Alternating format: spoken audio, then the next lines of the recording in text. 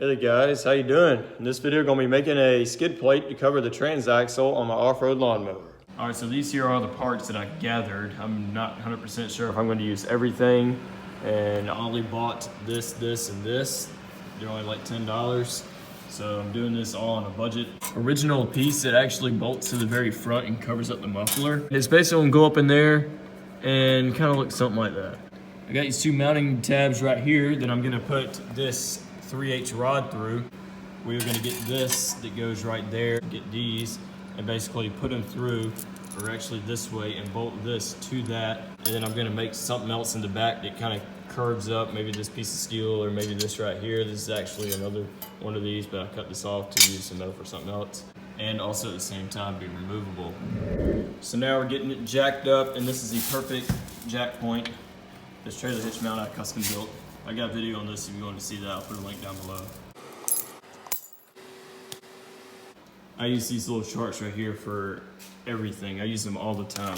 I mean, you got centimeters, you got inches, you got degrees, you know, bolt hole sizes, angle finders, all that kind of stuff. This is probably like the best $2.99 I've ever spent. That just slides right on through there.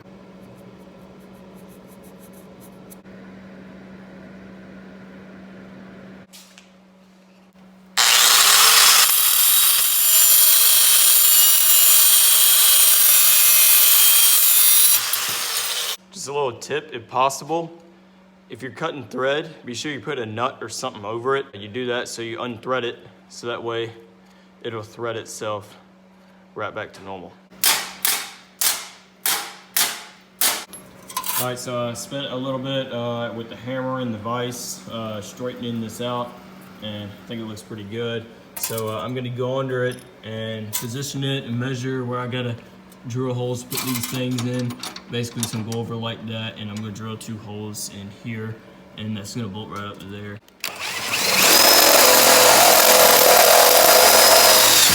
All right, holes are drilled. Before I bolt it on, to cover up these large gaping holes right here that kind of defeat the purpose of a skid plate, there's also an original piece of steel for the lawnmower that used to sit in here to hold the battery. Been in the sheet metal. The good thing about doing all this is I'm trying to spend minimal money, but use all of lawnmower parts I can. Recycle. Yeah, it's called recycling. Recycle. It's better for the environment, isn't it? So if you don't have a professional sheet metal bender, a vise and some brute force will work just fine. The basic thing I'm doing is I'm bending this tab up. That way when this is all bolted up, if you look at it up close, this front was just normally straight, and that would like kind of gouge and stuff, but this will actually kind of help cover up this front part. Probably a slightly over 45 degrees, which is actually perfect. I don't want it perfectly 90 and perfectly straight. And if we come on the front, if we line the bolt holes up, that pretty much covers up these openings. I think it came out pretty good. Trying to get those stupid U-bolts and all that around there, holding that together while trying to put that doing run bolts up.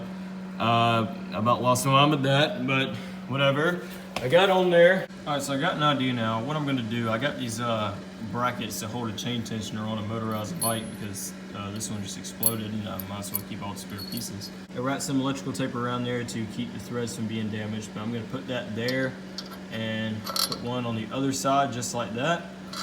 Then I'm gonna align this, drill a couple holes in there to make that center, and then that's gonna go up there. I'll be able to put those pieces on there and bolt it straight through.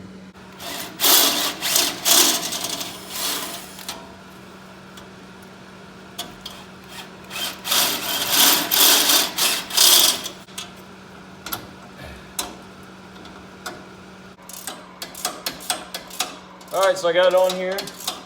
I am ratcheting this crap in place.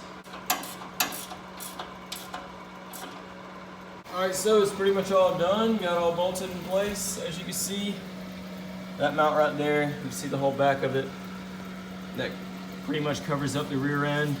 It's definitely better than it just being there completely open like the racing mower and getting completely busted. The racing mower is only on road, so I'm not really taking off road. But this is an off-road lawnmower.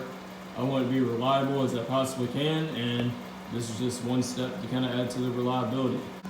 So there we got all bolted back on, as you can see, and one thing worth noting is that if it's mainly going to be going forward, you want to bolt this to the top so that way it'll kind of ride under it and not, you know, pull it off or anything.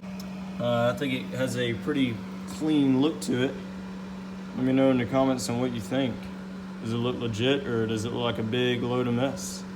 If we come to the side, yeah, that definitely looks a lot better, a lot more protected. And as you can see, we still got plenty of ground clearance as well. So yeah, I'm pretty excited to see how this is going to turn out. Again, the main concept is to provide a little bit more protection for the transaxle. It's not going to withstand a nuclear explosion and, you know, a 200-mile-an-hour collision, but, you know, for a 20-mile-an-hour off-road lawnmower, it's going to be scuffing against like rocks or logs or anything like that. It should do perfectly fine. And for those of you wondering if this thin sheet steel is going to be strong enough to withstand any impact, and I'll tell you what, it is pretty strong. I smashed the crap out of it with a hammer to bend certain areas, and it was pretty difficult to bend, so I highly doubt that thing's really going to be breaking off anytime soon.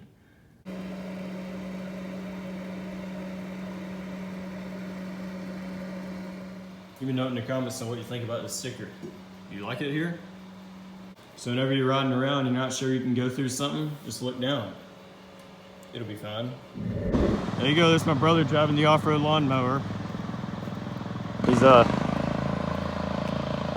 trying to get used to it.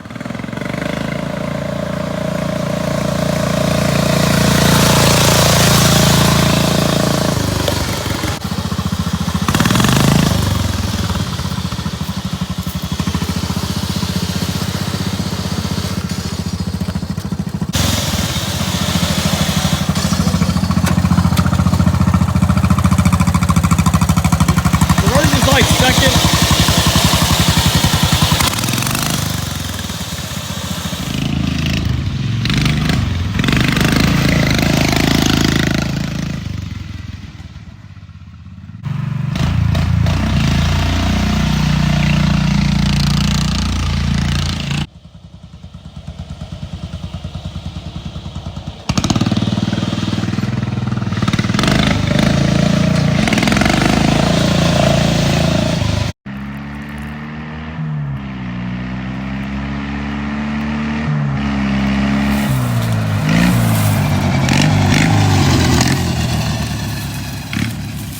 So that's going to be it for the video on the skid plate here. Hopefully you got a good idea on how to build your own if you wish to.